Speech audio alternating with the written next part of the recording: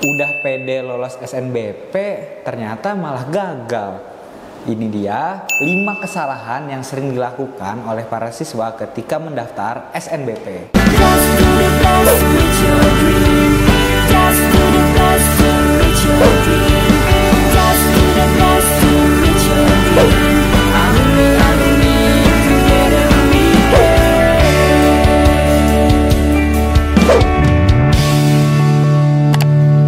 Halo teman-teman, kembali lagi bersama aku Kak Davin. Nah, kali ini kita akan membahas mengenai kesalahan-kesalahan yang sering kita hadapi ketika mendaftar SNBP. Nah, kira-kira teman-teman udah siap belum untuk daftar SNBP?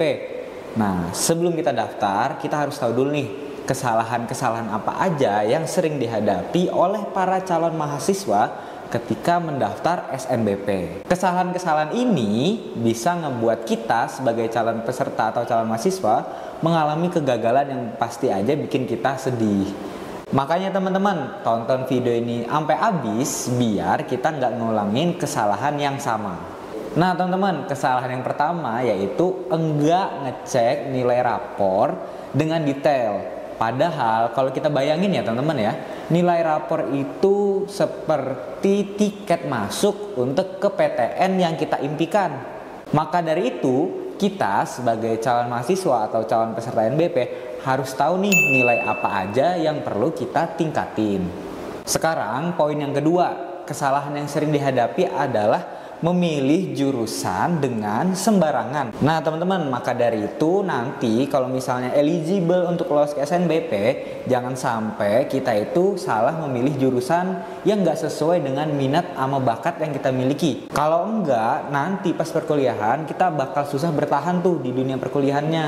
Kesalahan yang ketiga, terlalu fokus atau terlalu mengutamakan kegiatan ekstrakurikuler. Nah, walaupun SNBP ini juga mementingkan nilai non-akademik atau prestasi non-akademik seperti kegiatan ekstrakurikuler, organisasi, dan kegiatan lainnya, tapi jangan sampai kita itu menyampingkan atau menganggap remeh nilai akademik kita. Kalau kita terlalu mengandalkan ekstrakurikuler, peluang kita untuk lolos SNBP itu juga semakin kecil. Sekarang poin yang keempat ya teman-teman ya, kemungkinan kesalahan ini terjadi kalau misalnya kita itu udah terlalu pede untuk lolos SNBP, yaitu tidak terlalu memperhatikan daya tampung dari universitas yang kita tuju dan juga passing grade-nya. Nah, jadi setiap jurusan di PTN-PTN yang kita inginkan yang ada di seluruh Indonesia ini punya daya tampungnya masing-masing. Jadi jangan sampai lupa kita itu untuk memperhatikan atau mencari informasi mengenai daya tampung dan passing grade PTN yang kita impikan. Nah sekarang ini poin yang kelima. Nah poin yang kelima ini mungkin agak sedikit diabaikan, tapi ini merupakan kesalahan yang mungkin sering terjadi atau yang sering kita hadapi, yaitu tidak mempersiapkan diri kita dengan baik. Belajar itu penting banget ya teman-teman ya.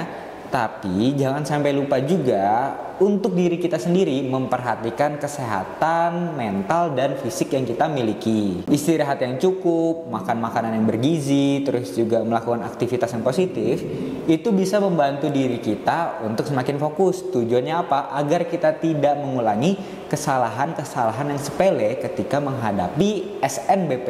Nah itu dia ya teman-teman ya, 5 kesalahan yang sering dihadapi oleh para calon mahasiswa ketika masa SNBP. Semoga video ini bermanfaat untuk teman-teman yang sedang masa persiapan SNBP. Cukup sekian ya teman-teman untuk video kali ini. Kira-kira di video selanjutnya pengen kakak bahas video apa lagi nih? Jawab di kolom komentar ya. Jangan lupa juga ya teman-teman ya untuk like, komen, dan subscribe GP Media Channel untuk mendapatkan informasi-informasi lainnya mengenai SNBP, SNBT, dan mengenai PTN-PTN. Sampai jumpa di video selanjutnya. Dadah!